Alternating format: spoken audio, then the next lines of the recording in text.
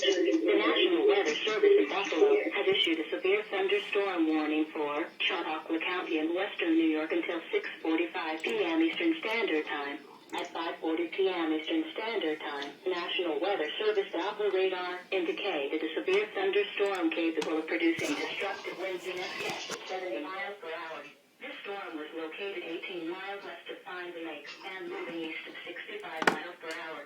Some locations in the warning include Ridley, Sherman, Westfield, Pine Lake, Mayville. Chautauqua Institute Doppler radar has indicated some weak rotation within this storm. While not immediately likely, a tornado may still develop.